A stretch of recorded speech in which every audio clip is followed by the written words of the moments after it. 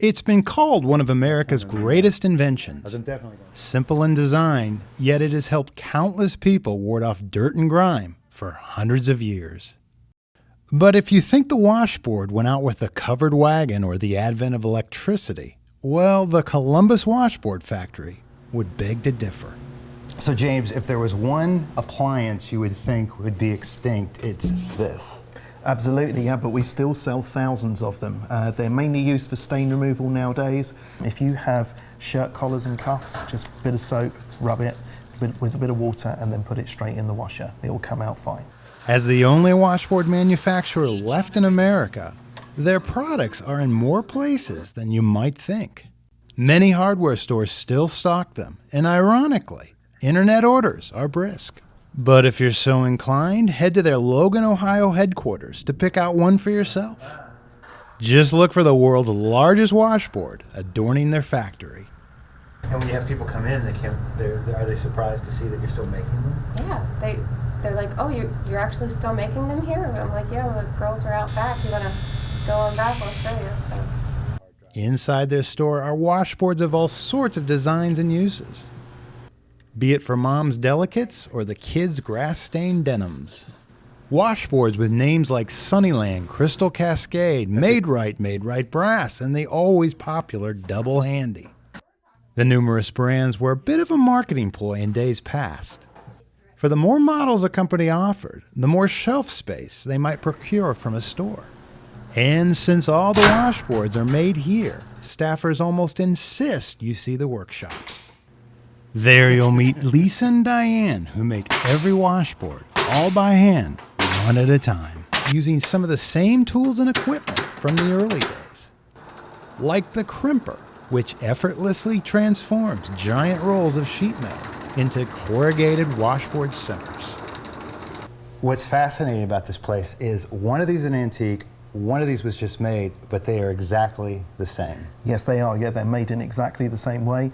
This one came from the 1930s, whereas this one was made within the last few weeks. The only difference is the fact that back in the day, we were based in Columbus, so that says Columbus, Ohio, and that says Logan, Ohio. Other than that, they're identical. One thing that we're really proud of is that we send kits to the troops, and all done by donation. We've learned that they're in some of the most remote places with no access to anything, and it really means a lot.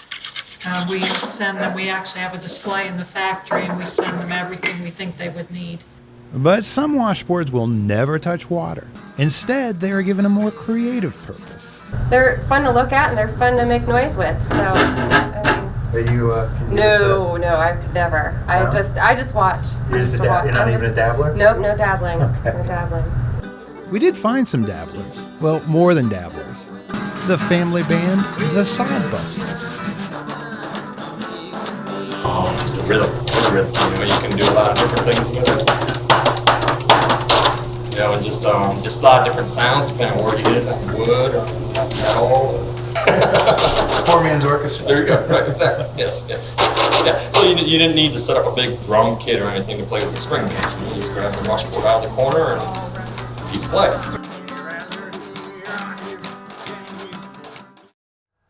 Columbus Washboard Company started in 1895 when founder Frederick Martin began making washboards in his backyard.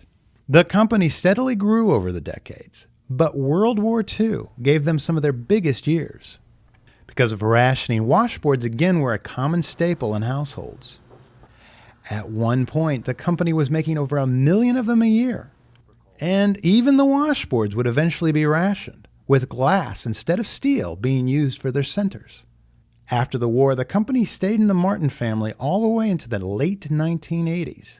Yeah, what happened was in 1999, last generation of the Martin family decided that they were going to be closing the business because all they were selling to was the craft market at the time. So there wasn't really a market for them. So they put an advertisement in the Columbus Dispatch saying last week to buy a washboard, and one of my business partners just happened to see it, went there and said, you know what, I'm going to buy the business. And that's how that happened. So I'm not noticing a Midwestern accent here. How does a Brit end up across the pond making washboards in Ohio?